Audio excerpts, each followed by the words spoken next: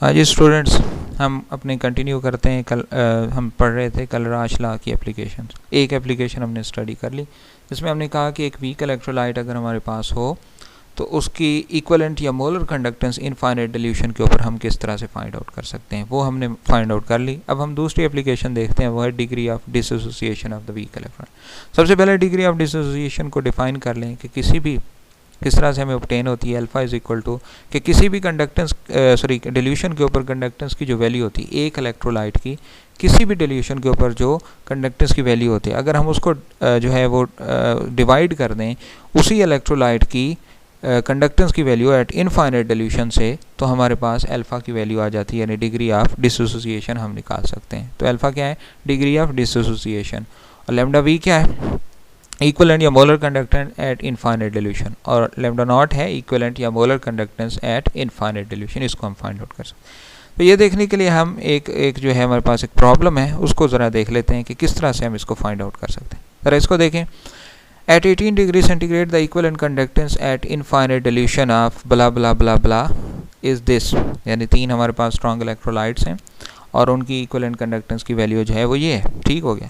The equivalent conductivity of 0.01 normal solution of NH4OH ammonium hydroxide is 9.3। यानी इस dilution के ऊपर जो इक्विवेलेंट कंडक्टेंस की वैल्यू है वो गिवन है और स्ट्रॉन्ग इलेक्ट्रोलाइट्स की equivalent conductance at infinite dilution given है हमें।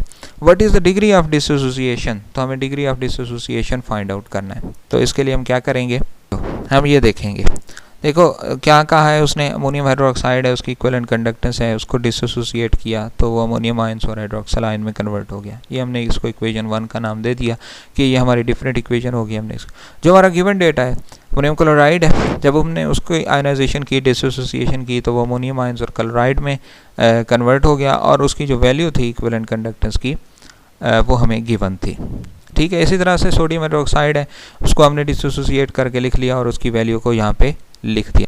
अच्छा जी, नेक्स्ट में जो हमारे पास गिवन डेटा में था वो सोडियम क्लोराइड था, हमने उसको डिसोसिएट करके और उसकी वैल्यू को यहाँ पे लिख लिया जो वैल्यू है।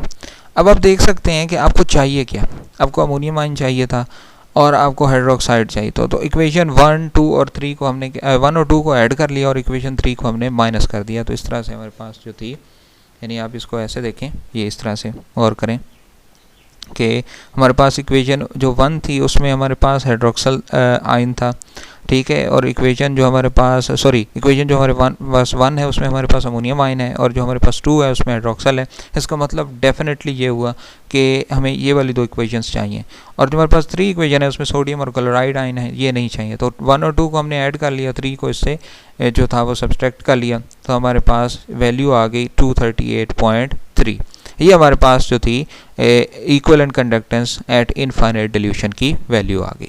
अच्छा, जब आपके पास इक्विवेलेंट कंडक्टेंस की वैल्यू आ गई तो आपने क्वेश्चन को देखा हो, अगर आपकी प्रॉब्लम जो है हम देखें, यहाँ देखें हमारी प्रॉब्लम जो गिवन थी उसमें हमारे पास किसी भी डिल्यूशन के ऊपर, यानी खास 0.01 नॉर्मल सोल्यूशन, इस डिल्यूशन के ऊपर जो इक्विवेलेंट कंडक्टेंस की वैल्यू वो गिवन है और दूसरी जो वैल्यू है एट इनफाइनाइट कंडक्टेंस वो आपने फाइंड आउट कर लिया जो 238 में। तो आपने इसको क्या किया, डिवाइड किया, तो आपके पास अल्फा आ गया 0.039। तो डिग्री ऑफ डिसोसिएशन को हम इस तरह से कैलकुलेट कर सकते हैं। अगर हमने परसेंटेज निकालनी हो तो हम 100 से मल्टीप्लाई करते हैं तो 3.91% जो है वो डिग्री ऑफ डिसोसिएशन इसकी हमने फाइंड आउट कर ली। इसके बाद जो हमारे पास एप्लीकेशन है वो है calculation of solubility of sparingly soluble salts. Soluble salts जो कम सॉल्युबल होते हैं उनकी आयनाइजेशन कंप्लीट नहीं होती, बहुत थोड़े मिन्यूट क्वांटिटी में सॉल्युबल होते हैं, तो उनकी सॉल्युबिलिटी निकालने के लिए हम जो है वो कलराश लॉ की मदद लेते हैं। तो कैसे होता है आपको पता है, इक्विवेलेंट कंडक्टेंस का फार्मूला होता है जो मैंने आपको बहुत पहले पढ़ाया था, इक्विवेलेंट कंडक्टेंस में पढ़ा था, कैपा मल्टीप्लाइड विद 1000/c। ये हमने इक्विवेलेंट कंडक्टेंस या मोलर कंडक्टेंस में दोनों को स्टडी किया। ये c इसलिए लिखा है कि ये कंसंट्रेशन को शो करता है, यानी अगर ये मोलर कंडक्टेंस होती तो ये लैम्डा m होता और यहाँ हम मोलैरिटी लिखते थे, और लेकिन अगर ये इक्विवेलेंट कंडक्टेंस होती तो लैम्डा इक्विवेलेंट और यहाँ हम नॉर्मेलिटी लिख लेते। तो हमने एक जनरल फार्मूला ले लिया कि जो कंसंट्रेशन को शो करता है, मोलैरिटी या नॉर्मेलिटी उसकी कंसंट्रेशन को शो कर रही है, तो lambda infinite is equal to kappa multiplied by 1000/c। ठीक है। जो इनफाइनाइट डिल्यूशन है वो कैसे निकालेंगे, अभी हमने 2 जो क्वेश्चंस किए हैं उसमें हमने इनफाइनाइट डिल्यूशन निकाली है, एक वीक इलेक्ट्रोलाइट के लिए और एक डिग्री ऑफ डिसोसिएशन के केस में। उसी तरह से यानी कैटाइंस और एनाइंस या एनाइन और कैटाइंस को जो उसकी वैल्यूज़ हैं डिल्यूशंस की और सॉरी इक्विवेलेंट कंडक्टेंस की या मोलर कंडक्टेंस की जो भी वैल्यूज़ हैं उनको सम करेंगे तो इनफाइनाइट डिल्यूशन के ऊपर वैल्यू आ जाएगी।